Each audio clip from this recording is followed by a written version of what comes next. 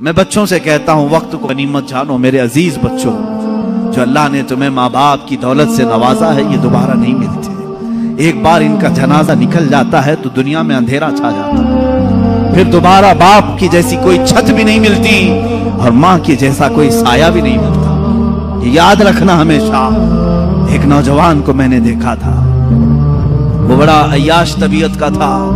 माँ बेवा है, बहुत पहले ही शौहर का इंतकाल हो गया था।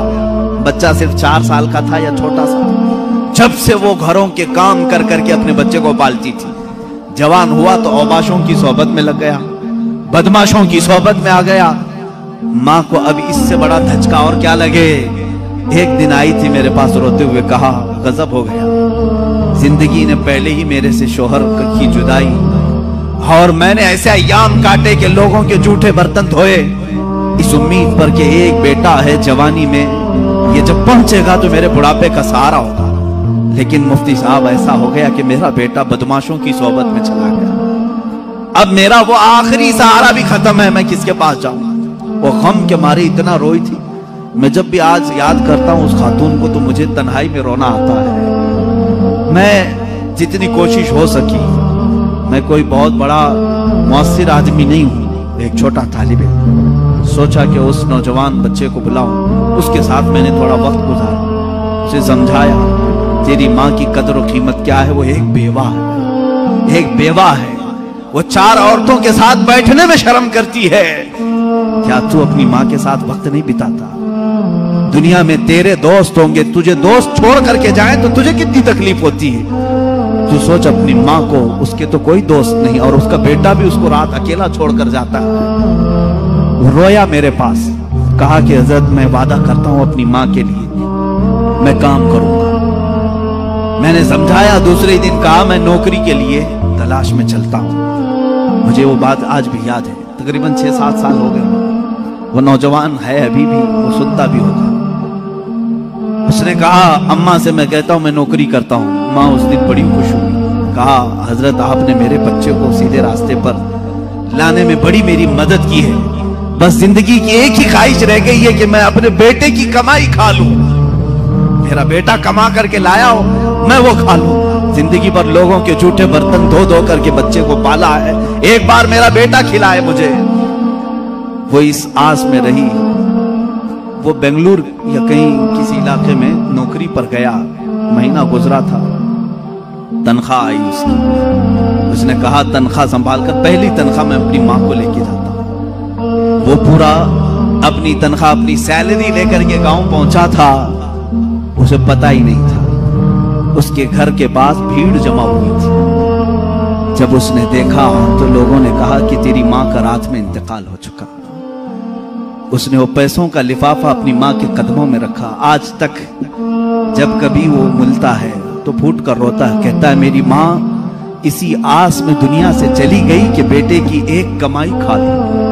लेकिन मुझसे ज्यादा बदनसीब कौन है इस दुनिया में जो माँ के कमाए हुए जूठे बर्तन को धोए हुए कमाई तो खा लिया, अपने हाथों का एक लुकमा में अपनी बेवा माँ को खिला नहीं सका। ऐ नौजवानों, क्या इसी का नाम जिंदगी है? क्या इसी का नाम ईमान है?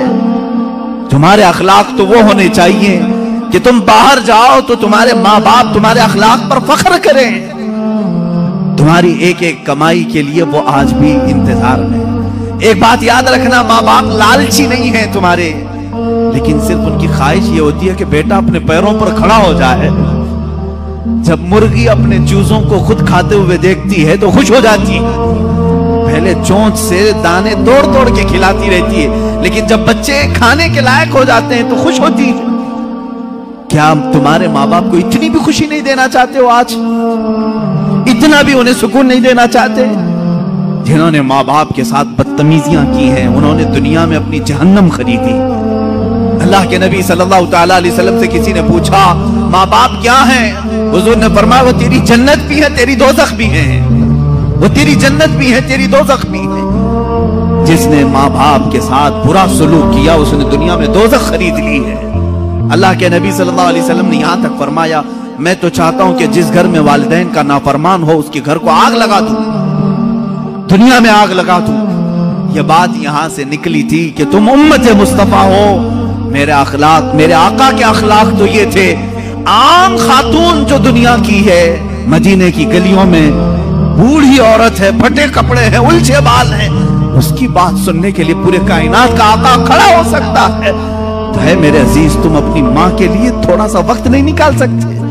अपनी माओ के पास वक्त गुजारो। मैं समझता हूं दुनिया का अजीम वक्त है, दुनिया का अजीम वक्त है। मैं भी आज अपनी डायरी में मैंने लिखा है, मैंने बहुत सारी जगहों पर तालीम हासिल की है, मदरसों में पढ़ा हूं, हिफ्ज़ कुरान हुआ है, आलिम पढ़े हैं या मुफ्ती कोर्स किए हैं, जहां जहां वक्त गुजारे हैं। लेकिन मैंने महसूस किया है मेरी जिंदगी का सबसे कीमती वक्त वो है जब मेरे बाप बीमार थे और मैं उनके कदमों में बैठा रहा, उनकी आखिरी नसीहतें सुन रहा हूं।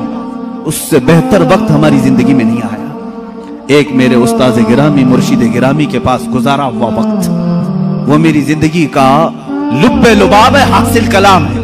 मैं समझता हूं मेरी नजात का कोई जरिया है तो यही तो वक्त है। बाकी तो मैंने भी दुनिया में कोई अच्छा काम नहीं किया। लेकिन मेरे अजीज हो, याद रखो, तुम्हारे पास, तुम्हारे वालिदैन के पास गुजारा हुआ थोड़ा वक्त तो होनी चाहिए। खुश करो उन औलाद, उन वालिदैन को। और ये भी याद रखना, आज वो तुम्हारे वालिदैन हैं, कल तुम किसी और के वालिदैन बनने वाले हो। कल तुम भी बाप बनोगे, तुम्हारे सामने भी तुम्हारे बच्चे आएंगे और तुम उस वक्त दर्द की सिसकियां लेते रहोगे।